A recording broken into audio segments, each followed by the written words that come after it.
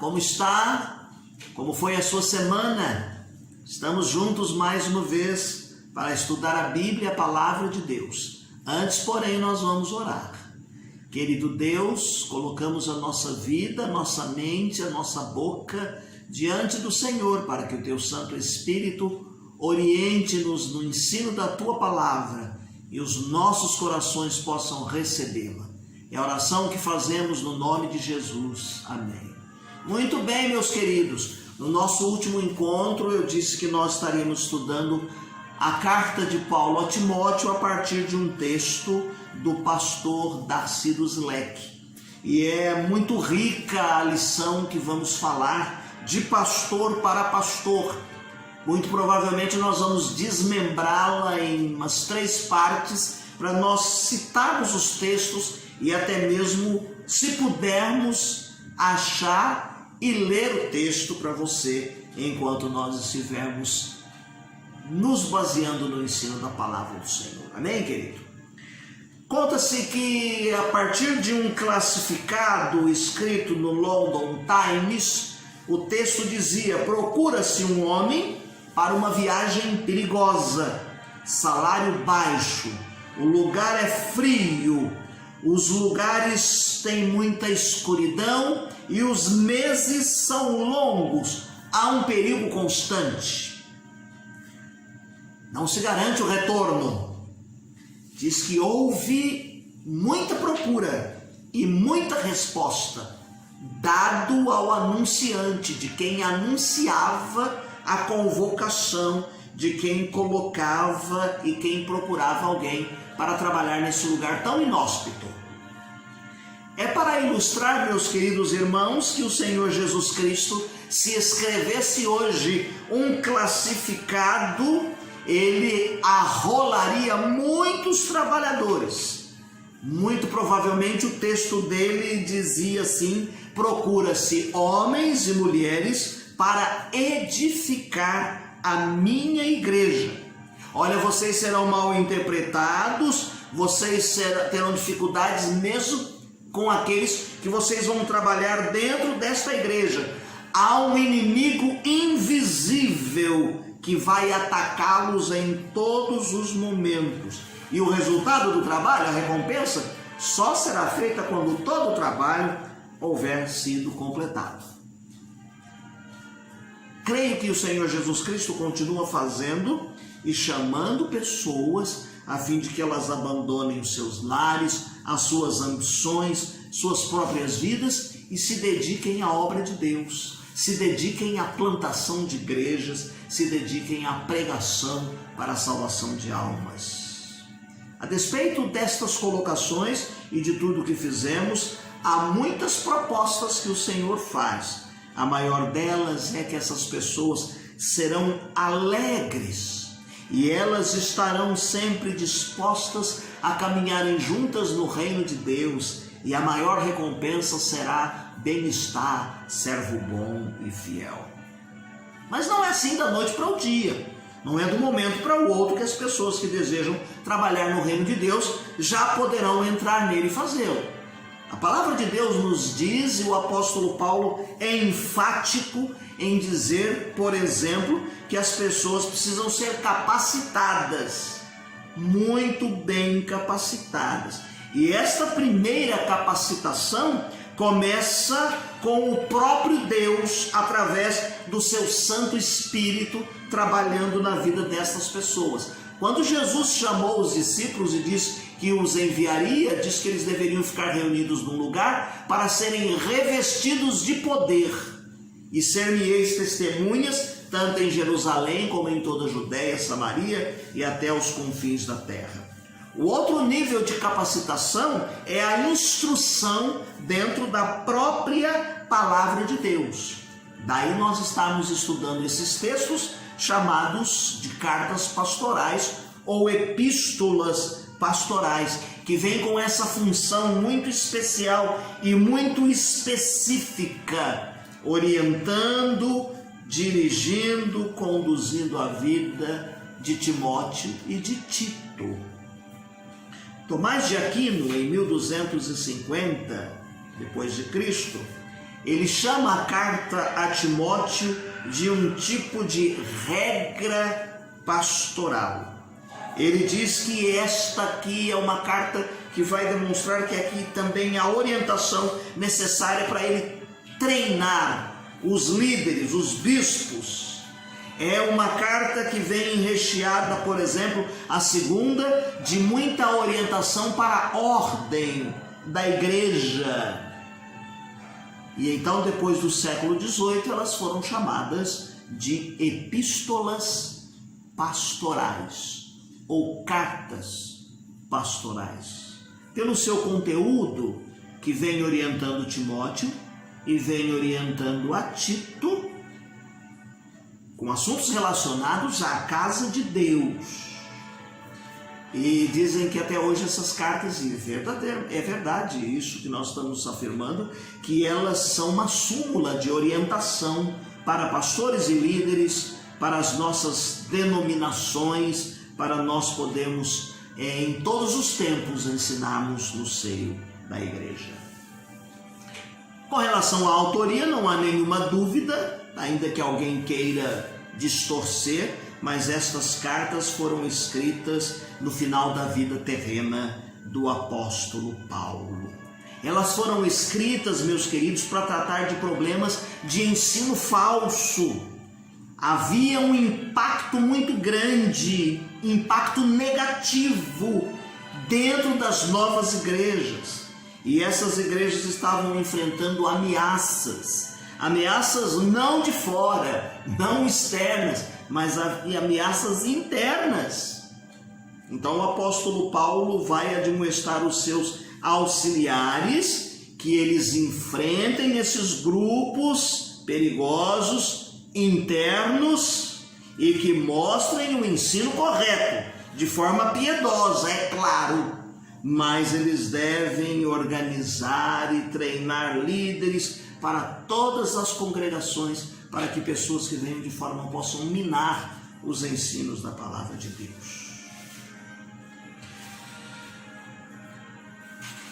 Dizem que pela ordem de escrita, poderia-se dizer que foi escrita a primeira carta de Paulo a Timóteo, Tito e posteriormente a carta a Timóteo.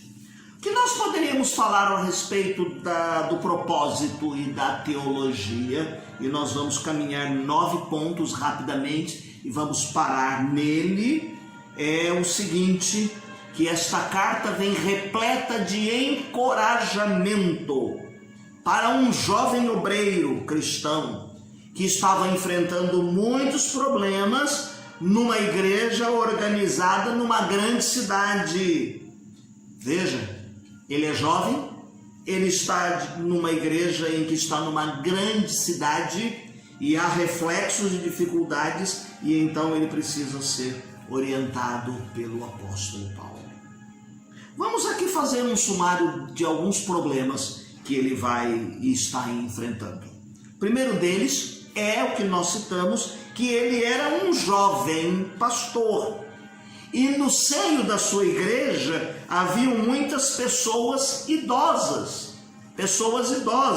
Haviam no seio da sua igreja pessoas que, pela sua idade, pela sua maneira de ser, traziam algumas dificuldades para Paulo. Capítulo 4, verso de número 12. Ninguém despreze a tua mocidade, mas seu exemplo dos fiéis na palavra, no trato, na caridade, no espírito, na fé e na pureza. Capítulo 5, o verso de número 1 e o verso de número 2. Não repreendas asperamente os anciões, mas admoesta-os como pais, aos mancebos como irmãos, às mulheres idosas como mães, às moças como irmãs, em toda a pureza. A segunda coisa que ele vai colocar aqui como problema que ele está enfrentando é que Timóteo sentia muita falta da presença de Paulo, e isso poderia estar até causando um sentimento, o pensamento em que Timóteo quisesse desistir da tarefa que lhe fora confiada. Foi Paulo quem pegou Timóteo e colocou Timóteo ali para que ele cuidasse de algumas coisas. Capítulo 1, verso de número 3. Como te roguei quando parti para a Macedônia que ficasses em Éfeso para advertirem alguns que não ensinem outra doutrina. Ou 2 Timóteo, capítulo 1, o verso de número 4, diz assim: desejando muito ver-te, lembrando-me das tuas lágrimas, para me encher de gozo, diz o apóstolo Paulo a Timóteo. Terceira coisa que poderia ser um problema que ele estava enfrentando aqui, é que ele estava propenso a negligenciar as suas atividades pastorais, a sua própria vida devocional. Duas coisas: ele estaria falhando na atividade pastoral e ele estaria sendo relapso com a sua vida devocional pessoal como um líder cristão. Nós voltamos em 1 Timóteo capítulo 4, o versos 11 ao verso de número 16. Manda estas coisas e ensina-as. Ninguém despreze a tua mocidade, mas seu exemplo dos fiéis, na palavra, no trato, na caridade, no espírito da fé, na pureza. Persiste em ler, exortar e ensinar até que eu vá. Não desprezes o dom que há em ti, o qual foi dado por profecia com a imposição das mãos do presbitério. Medita nestas coisas, ocupa-te delas, para que o teu aproveitamento seja manifesto a todos. Tem cuidado de ti mesmo e da doutrina, persevera nestas coisas, porque fazendo isto te salvarás tanto a ti como aos que te ouvem. Há mais um probleminha aqui, olha, em quarto lugar, Timóteo havia tomado algumas decisões precipitadas, especialmente no que concerne aos oficiais da igreja, e isso lhe estava trazendo algumas dificuldades. Está lá no capítulo 5, dos versos 17 em diante. Os presbíteros que governam bem sejam estimados, dignos de dupla honra, principalmente os que trabalham na palavra e na doutrina, porque diz a Escritura: não ligarás a boca ao boi que debulha, e digno é o obreiro do seu salário. Não aceites acusação contra o presbitério, senão com 2 ou 3 testemunhas. Aos que pecarem, repreende-os na presença de todos, para que também os outros tenham temor. Conjuro-te diante de Deus e do Senhor Jesus Cristo e dos anjos eleitos, que sem prevenção guardes estas palavras, nada fazendo por parcialidade. Em quinto lugar, Timóteo demonstrava uma tendência ao ascetismo e a disciplina corporal exagerada. Isso estava causando alguns problemas de ordem física. Está aqui no capítulo 4. Abra aí sua Bíblia, volte lá no capítulo 4, verso 7 e o verso de número 8. Mas rejeita as fábulas profanas, que velhas, exercita-te a ti mesmo em piedade. Porque o exercício corporal pouco aproveita, mas a piedade para tudo é proveitosa, tendo a promessa da vida presente e da que há de vir.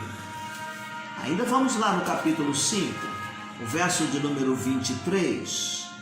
Não bebas mais água só, mas usa um pouco de vinho por causa do teu estômago e das tuas frequentes enfermidades. Em sexto lugar, Timóteo havia admitido a Paulo que as paixões da mocidade estavam incomodando. Isso não está no 1 Timóteo, mas está no 2 Timóteo, capítulo 2, o verso de número 22. Foge também dos desejos da mocidade e segue a justiça, a fé, a caridade e a paz com um coração puro, invocam a Deus. Também diz que ele estava vivendo numa cidade muito ímpia, numa cidade de muita sensualidade, chamada de Éfeso. 7º lugar, haviam falsos mestres na igreja e eles precisavam ser silenciados. No início da carta, Paulo vai dizer a Timóteo que ele deve ficar ali, capítulo 1, o verso de número 3, para que ele possa ensinar e advertir aqueles que estavam zelando da doutrina. Ele deveria ensinar a sã doutrina. Em 8º e penúltimo lugar, para hoje, Timóteo precisava de orientação na administração dos negócios da igreja, especialmente com as coisas relacionadas aos oficiais da igreja. E aqui ele vai colocar não só os oficiais, mas também as viúvas. No capítulo 3, o verso de número 1. Esta é uma palavra fiel. Se alguém deseja o episcopado, excelente obra deseja. E você vai continuar lendo aí, procura ler um pouquinho mais. E lá no capítulo 5, o verso de número 3, ele diz: honra as viúvas, que verdadeiramente são viúvas. Em 9º lugar, um dos problemas que ele estava enfrentando é que ele tinha uma forte ênfase na ortodoxia em termos de doutrina. Ele era muito zeloso, ele era muito cuidadoso. Capítulo 1 de 1 Timóteo, versos 8 até o 11. Sabendo, porém, que a lei é boa se alguém dela usa legitimamente. Sabendo isto, que a lei não é feita para o justo, mas para o injusto, e obstinados, para os ímpios e pecadores, para os profanos e irreligiosos, para os parricidas, os matricidas e para os homicidas, para os fornicários, para os sodomitas, para os roubadores de homens, para os mentirosos e para os perjuros, e para o que for contrário à sã doutrina. Eu vou até o verso de número 11. Conforme o evangelho da glória de Deus, bem-aventurado que me for confiado. 2 Timóteo, capítulo 1, versos 13 e 14. 2 Timóteo, capítulo 1, o verso de número 13 e o verso de número 14. Conserva o modelo das sãs palavras que de mim tens ouvido na fé, no amor que há em Cristo Jesus.